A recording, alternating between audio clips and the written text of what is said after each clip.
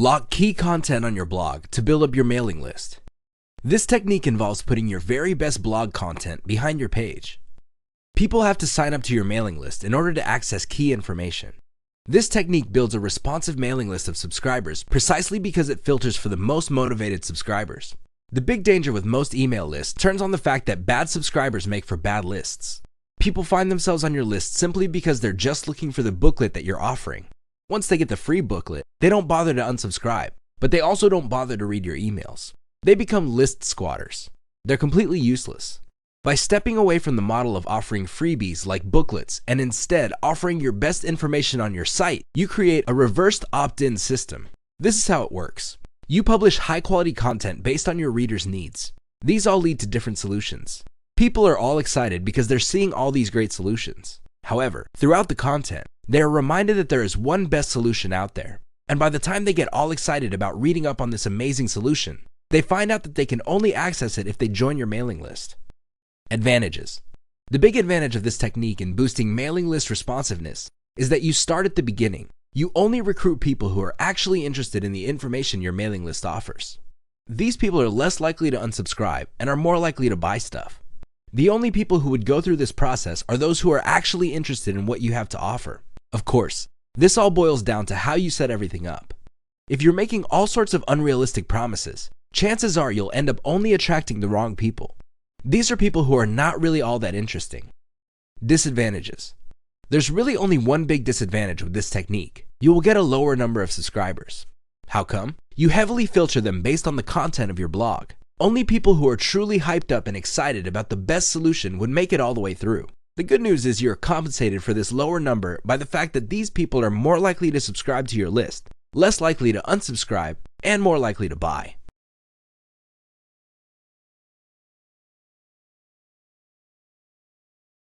Offer a video series. It's easier for people to clearly understand the value a list offers and join that list if you appeal to them through video. When you present a video, you can pack a lot of information in one video clip. Not only will you be able to explain a lot of concepts, but you will also get people emotionally excited in what you have to offer. It creates a one-to-one kind of personal and emotional impact, especially if you're using a video spokesperson. Even if you're using an animation, you can still present enough information that people would be able to trust your solution enough to want to learn more. You can also tease the viewer regarding information that they can buy through the affiliate links that you are promoting. When you offer a video series to people visiting your blog or your landing page, this increases the likelihood that they would look forward to your emails. Remember, they're looking to watch the video series. This means that when you send out your email, they're less likely to disregard it. They probably would be on the lookout for it because they want to pick up on certain key pieces of information revealed through your video. Advantages. A video is very personal and immediate. Believe it or not, a video is relatively easy to make. In fact, you can do it yourself. Just get a quality microphone like a Blue Yeti from Amazon. As far as video goes, you can take it with your personal computer's built-in camera. The video quality for most built-in webcams are actually quite good. Another great advantage of offering video series as incentives for mailing list memberships is the fact that you can create a lot of this type of content. Since it only takes a few minutes for you to speak into a microphone in front of a camera, you can tackle a lot of topics, and it's not going to take you too much time, effort, and energy.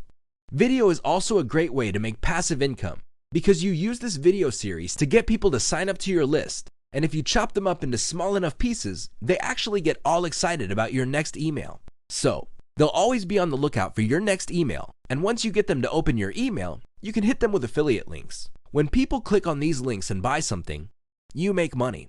Please keep in mind that this is passive. You record once and you can actually make money many times over off the free video series that you are offering to build up your mailing list. Disadvantages. The sad reality is that while a lot of people appreciate that you have a video to offer, if you are offering a video course to build up your mailing list, please understand that when people see your video page, most of them will not view it all the way through. Most people have short attention spans. This cuts down on the total number of people signing up for your list. The good news is that this is not all that bad. In fact, this can act as some sort of filtering system. If somebody watches your video all the way through, there's a higher likelihood that they will not only sign up to your list, but it also increases the chances that they are actually interested in your video series. This, in turn, boosts the likelihood that these people are likely to check out your emails, click on your links, and buy something. Other disadvantages include you have to invest time or money in a great script. You can't just talk off the top of your head and stammer or stutter your way through the video. That's going to look unprofessional. You have to work from a script so that you can keep your videos tightly packed with information and more effective. Remember, people have short attention spans. You also have to have enough on-screen charm. You can't look, act, and sound like a banana slug and expect people to find you credible and authoritative. This means you have to look neat, you have to dress right, make sure the lighting is correct, and otherwise look personable and presentable. Finally, you may need professional audio and video editing help. The good news is, you can get these types of services at a relatively low price, thanks to freelancing platforms like Fiverr.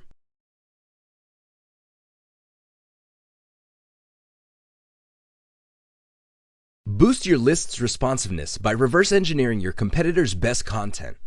It doesn't matter what niche you're in, chances are you already have competitors. They have their own mailing lists. This is good news. If you want to get a head start in boosting the responsiveness of your own mailing list, don't start from scratch. Sign up to all of your competitors' mailing lists and figure out what they're doing, and then come up with your own version based on some common elements of their materials. Chances are you would be operating from a better place than if you were to just come up with your own completely new, untried, and unproven materials. This method simply just gives you a place to start. Don't just reverse engineer and stop. Use this as a place to start and then continuously optimize your materials to get better and better results. How it works. Find keywords related to your niche. You can use the Google Keyword Planner tool to get this information. Once you have this information, find your competitors and look for competitors that have mailing lists and sign up to all of these mailing lists. Pay attention to the headlines of these lists. Take note of the topics of these updates. Once you have this information, figure out the most common topics that appear and the most common headline writing style. Copy the style and then create original content talking about the same topics. Study your list's performance and get rid of emails that aren't opened enough and don't get clicked enough. Optimize them by replacing them with different versions and keep tweaking your emails until you get a steady open rate and click-through rate. From there, you can then optimize your landing pages to increase the income you make from your mailing list traffic. Advantages. This technique gives you a tremendous head start. You're not starting from scratch.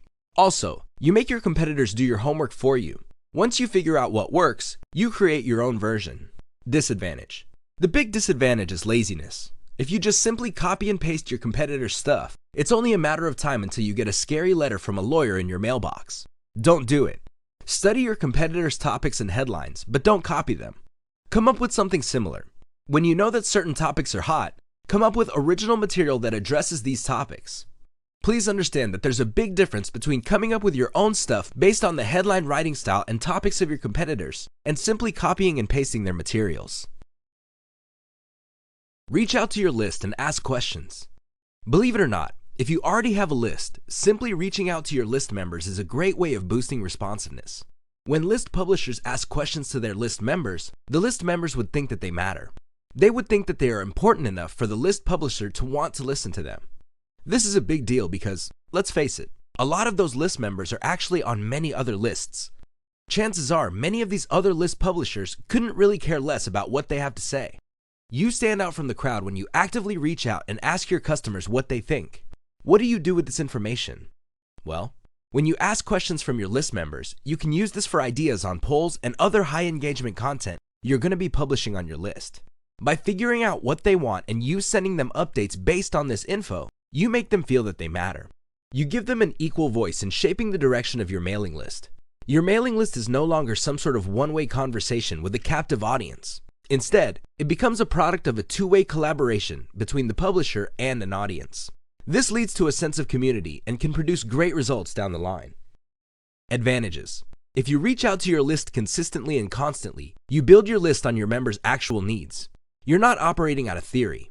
You're not simply copying what your competitors are doing. Instead, the list actually involves issues that your members are definitely interested in. This increases chances that people would emotionally buy into your list. They feel that they are part of something bigger, and this fosters a sense of community. Believe it or not, this enables you to distinguish your list from your competitors.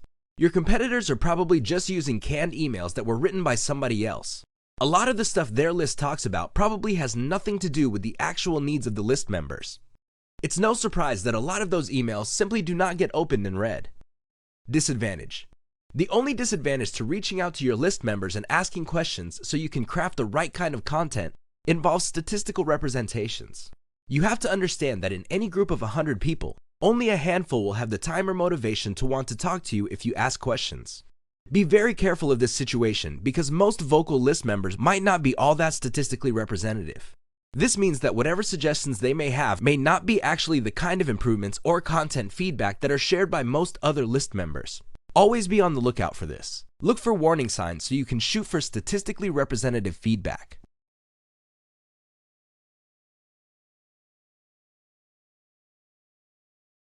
Track and optimize your update elements. If you want to maximize the responsiveness of your mailing list, you have to be proactive. You can't just buy canned emails from a list publisher and then upload this to your autoresponder software and expect to make money. It doesn't work that way.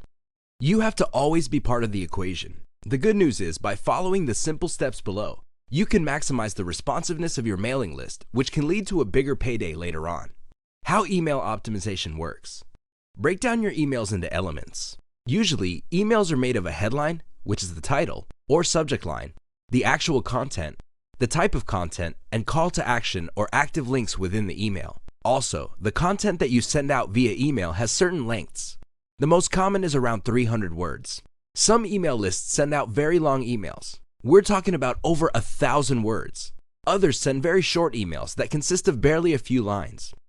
Next, send out your updates and see how well they are received. Pay attention to your open rate and the click-through rate. Starting with one element, make variations and run a task to a small subsegment of your mailing list. See if there is any improvement from the previous email's performance. If there isn't, make variations on the element again.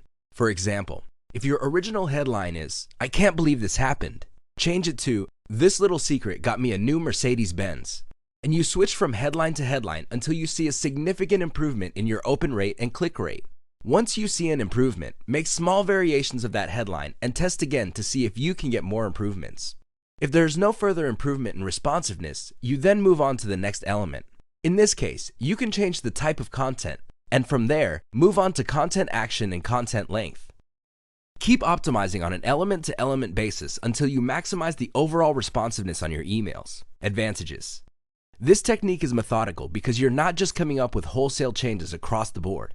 Instead, you're restricting your optimization to one specific element at a time. This removes all sorts of guesswork.